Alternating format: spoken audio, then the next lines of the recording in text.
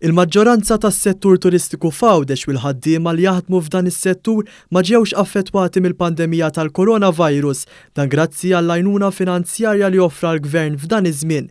Juri dan stħarriġ mill-Assoċjazzjoni tat-Turiżmu f'Għawdex li sar ma' diversi operaturi tat-Turiżmu f'din il-gżira fosthom sidien ta' ristoranti, ċentri tal-għadis, attrazzjonijiet turistiċi, trasport, aġenziji tal-ivvjaġar u akkomodazzjonijiet. Il-President tal-Assoċjazzjoni tat-Turiżmu Għawċija Joe Muscat għalli diversi negozji Għawċin ma keċċewx il-ħaddiema kif dawn ġew mejjuna minn skemi tal-Malta Enterprise. Għalkemm 71% tal-istabbilimenti turistiċi Għawċin jinsabu magħluqin għal raġunijiet ovvji, 81% imma ma tawx sensi lill-ħaddiema imma żammewhom. Din hija figura pjuttost għolja u dan nemmnu li huwa ġej mill-fatt illi il-settur turistiku ibbenefika wkoll mill-iskemi tal-Wieħed supplement li ħarġet il-Malta Enterprise.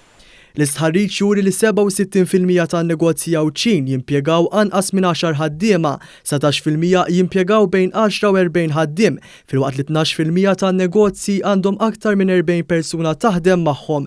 15% tal-operaturi qalu li l-ħaddiema tagħhom kollet jaħdmu b'ħinijiet imnaqsa, 8% tal-operaturi qalu li mhix il-ħaddiema kollha qed jaħdmu b'ħinijiet imnaqsa u 71% iddikjaraw li bħalissa għandhom in-negozji magħluq. Is-Sur Muscat qal li għalkemm fis-żmien li ġej ser naraw turiżmu intern bejn il-Maltin u l-Għawċin, xorta waħda qed isiru diskussjonijiet sabiex wara l-pandemija dawn in-negozji li l-maġġoranza tagħhom huma żgħar jibqgħu joperaw fis-settur turistiku Għawċin.